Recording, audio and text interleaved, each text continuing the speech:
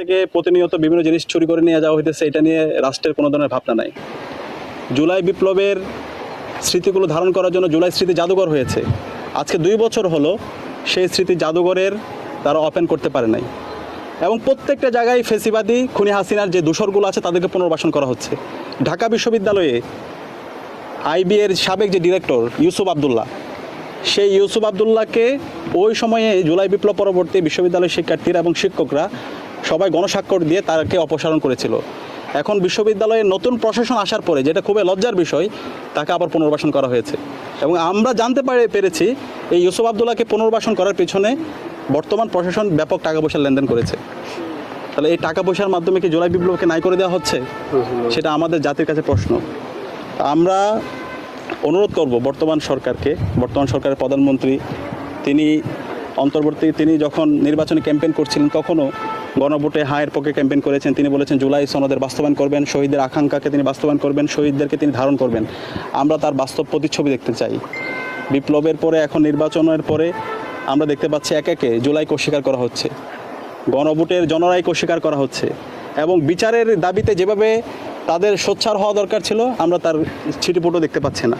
আমরা দেখতে পাচ্ছি আওয়ামী লীগের দূষরা তারা বিভিন্ন জায়গায় ঘুরে বেড়াচ্ছে, তাদেরকে ধরে নেওয়ার পর আবার তাদেরকে টাকার মাধ্যমে তাদেরকে ছেড়ে দেওয়া হচ্ছে। স্বরাষ্ট্র মন্ত্রণালয় ফাংশন করছে না।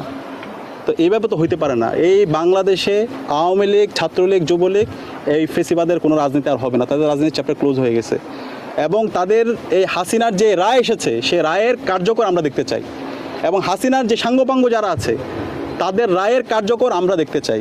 এবং শহীদ ওসমান হাদিকে যারা হত্যা করেছে, এই হত্যার সাথে রাষ্ট্রের একটা অংশ জড়িত আছে। যারা হত্যা করছে এই শহীদ ওসমান হাদির হত্যাকাণ্ডের সাথে যারা জড়িত আছে তাদেরকে এই বাংলার জমিনে বিচার আওতায় নিয়ে আসতে হবে। এটা আমাদের ছাত্র সমাজের পক্ষ থেকে দাবি। তা আমরা আশা করব সে জায়গায় বর্তমান সরকার তারা এই রায় বাস্তবায়ন করার জন্য এবং হাসিনার বিচার বাস্তবায়ন করার জন্য তারা কাজ করবে, এবং জুলাই শহীদদের আকাঙ্ক্ষার আলোকে তারা নতুন বাংলাদেশ বিনির্মাণের জন্য কাজ করবে, এবং গণভোটের যে জনরায় সেই জনরায়কে তারা মেনে নেবে। এবং একই সাথে আমরা মিডিয়াকে আহ্বান করব। আমরা দেখতে পাচ্ছি আওয়ামী লীগকে বিভিন্নভাবে বিভিন্ন মিডিয়ায় নর্মালাইজ করা হচ্ছে, এবং আওয়ামী লীগের যে বয়ান সে বয়ানগুলো বিভিন্নভাবে এই মিডিয়ায় নিয়ে এসে জুলাইকে হেয় করা হচ্ছে।